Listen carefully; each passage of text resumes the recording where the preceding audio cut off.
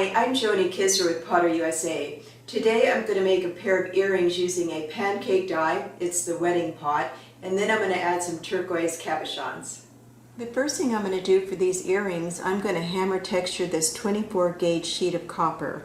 So the hammer that I've chosen, it's not pretty, it's pretty beat up, that's what it is, but I took a ball peen hammer and I just ground down the back and just have a little square right there. I don't want it too textured for this particular pair of earrings, so I'm just going to use this, and I'm going to do it lightly. I'm not going to completely cover the copper like I do on a lot of pieces.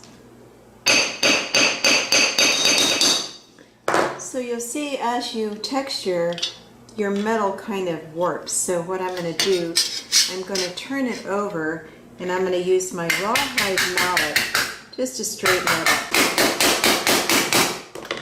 So that's pretty straight. It is straight enough to put in the pancake die, so that's where we'll start. This is a pancake die that I'll be using today. It's number 704A, it's the wedding pot. So I'm going to take my textured copper, I'm going to slide it right there into that window, and always make sure that you see your pattern side in the window. And because it's a little loose, I'm going to tape it down on the back. So I always check my work before I put it into the hydraulic press.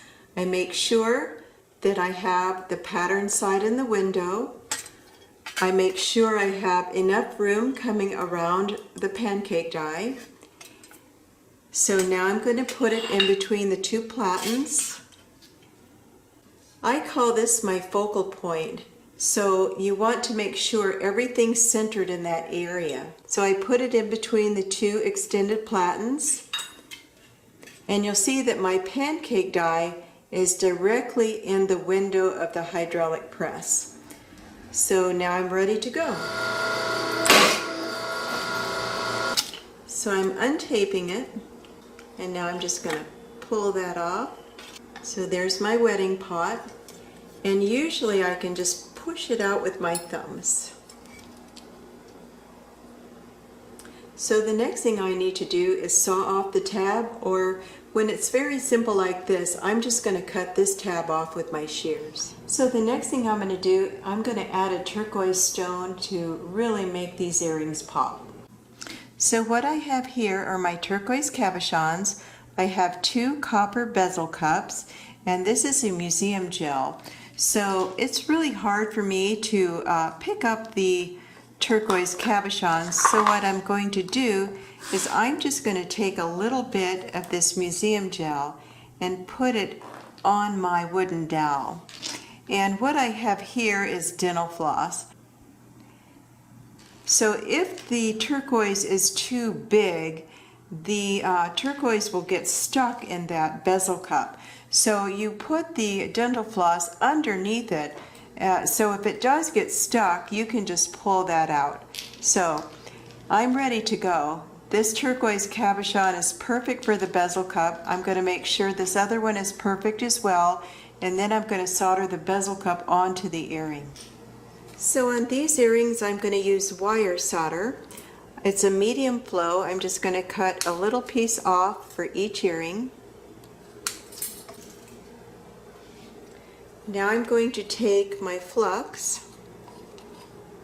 I use Ultra Flux, and I'm just going to put it right in the center of each earring. I'm going to put flux on the back of my copper bezel cups. Now I'm going to take my solder pick and pick up the solder, and I'm going to put it right onto the bezel cup. But first I've got to get that hot enough. So I'm using today a little blazer. It's a little micro torch. So I'm just going to heat that up just till it stops bubbling. So always go in a circular motion. So you're seeing how the bubbling has stopped on the bezel cup. So I'm going to take my solder pick.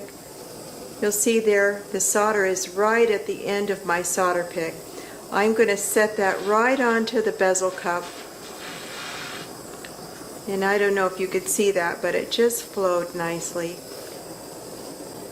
Take the second one.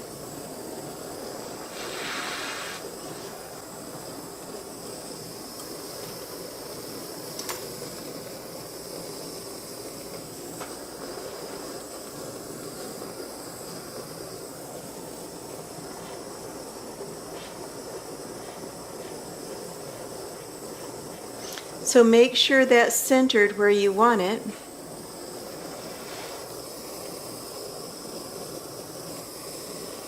See, it just moves around sometimes.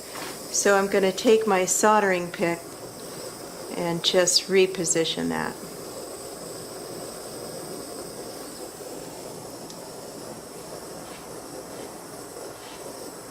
So I'm just going to wait for it to gloss just around the edge of the bezel.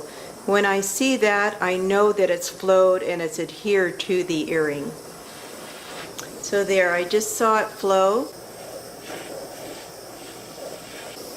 So this earring might stick to your fire brick, so just heat that up just a little bit. You don't want to pull part of your soldering block off, so just heat it up till it moves. And then move it to a cool area on your soldering block. Okay, so now I'm going to go put them in the pickle and clean them up and then set the stone. I took my earring out of the pickle with the copper tongs.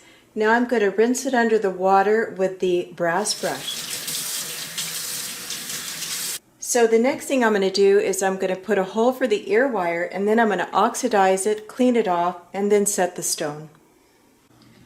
So now that I've oxidized it with liver of sulfur gel and water, I'm going to take my superfine buffing block and get the excess oxidation off of that. If you use a more coarse buffing block, it's going to scratch your copper, so make sure you use a superfine buffing block.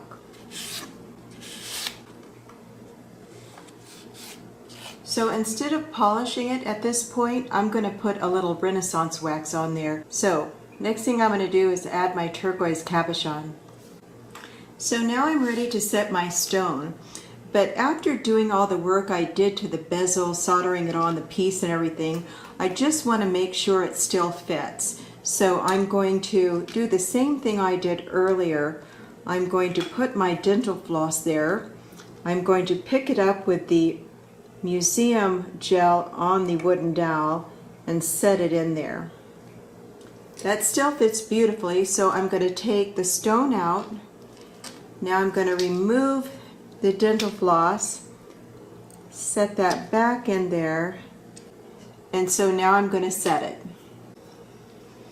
This is called a rocker, a bezel pusher. So what I'm going to do here is I'm just going to go on one side, push it in.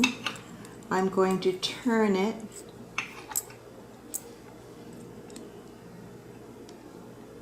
push it in a little bit over here,